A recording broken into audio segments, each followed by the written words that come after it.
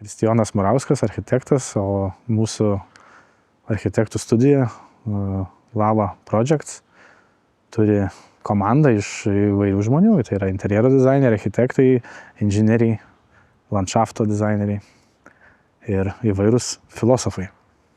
Čia tie patys žmonės. Iš tikrųjų, tai ta pati filosofija nėra grynai japoniška, tik tais jie turi sugalvoję pavadinimą jai.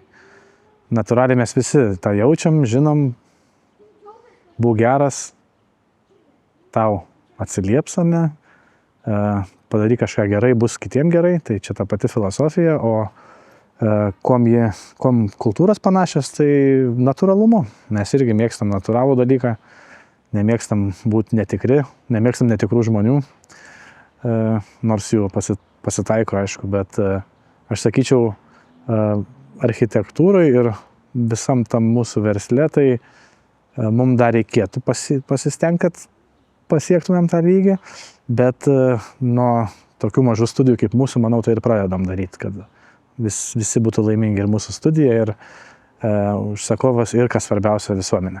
Kom skiriasi darbas mažoje ir didelėje studijoje? Tai priklauso, kokios darbo pobūdis. Jeigu tavo pobūdis darbo yra kaip ateljė, tai yra visi sukasi aplinkui, vyksta workshopai, rankdarbiai ir panašiai, tai dydis svarbu, nes tada yra šurmulys. Jeigu tavo studija, kaip mūsų, yra padalinta į vienas erdves, bet yra viena didelė erdvė, tai kūrybiškiau būna mažai. O jeigu labai didelė studija, tai ją tikriausiai reikėtų skaldyti daug kabinetų, aš įsivaizduoju, nes kūrybiškam darbui reikia tik tam tikro kiekio žmonių, nes jeigu bus per daug, irgi negerai. Tai aš jau didelių studijų nebevadinčiau studijom, vadinčiau biurais.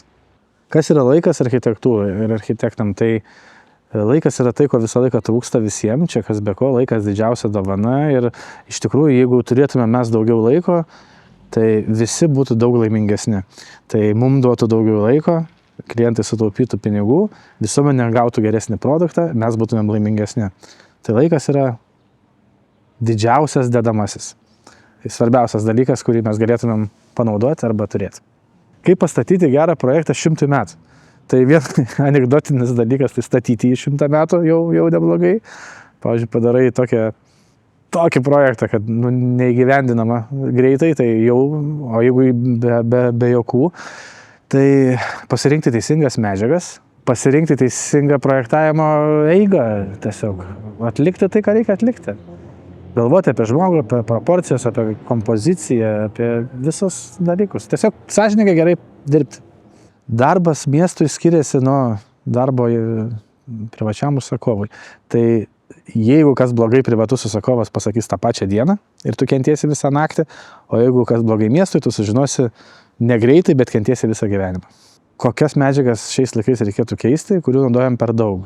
Tai aš manau, kad mes per daug sintetinių medžiagų naudojam, ypatingai viduje pastato, daug nenatūralių medžiagų, kompozitinių medžiagų.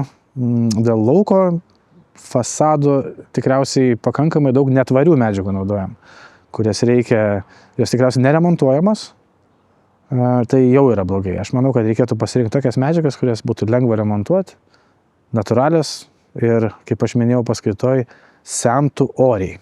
Taip, tai Lietuvos architektūrinė kokybė vienareikšmiškai kyla labai stipriai. Ji nebuvo labai prasta, tiesiog dabar dar geresnė ir mes esam jau matomi, jeigu pažiūrėtumėm į pasaulinius analogus, mes esam tarp jų. O Šiauliuose dėja neturim tokių pavyzdžių pasaulinio lygio. Turim netoli Šiaulių, žinom apie Šeduvos stebuklą, žinom apie Panevėžio stebuklus, kurie atsiranda ne taip ir toli Šiaulių. Iš dalies tai yra gerai, reiškia, mes turim daug potencialo ir galim pagaliau nuvesti užsakovus ir parodyti, kaip reikia daryti, kaip reikia projektuoti, kokius pastatus reikia pastatyti. O patys, kas galėtų tai padaryti, tai mes ir turėtumėm tai padaryti.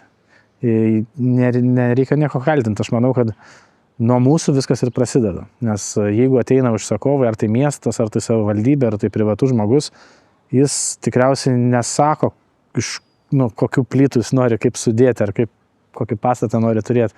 Jisai pasako, kaip jis nori gyventi, ne? Taip ir miestas pasako, kaip jie nori matyti savo miesto ateityje. Tai vat, kaip mes tai gyvendinsim, jau mūsų profesionalumo yra klausimas. Tai aš manau, kad iš dalies labai gerai, kad mes esam paskutiniai šaly. Reiškia, turim daug darbo ir turėsim ką veikti gyvenime. Ką galėtų šiaulietis vaikščiodamas mieste dar pamatyti? Tai visų pirma, linkiu šiauliečiam optimizmo, mažiau skundų, daugiau stebėjimo, daugiau detalių. Linkiu šiauliečiam džiaugtis tom, ką turim. Iš tikrųjų, ne viskas taip yra pilka, kaip atrodo. Netgi ir tame pilkume mes galim kažkur tai tarp betono pamatyti augančią gėlytę, įlindusią tarp samanų, žinai, į betoną įlūžusią.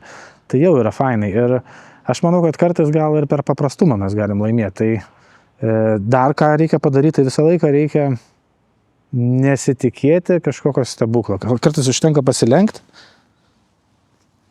ir varandis plunksna. Ir jau tai yra gražu. Tai dėl ko verta šiandien nusišypsoti.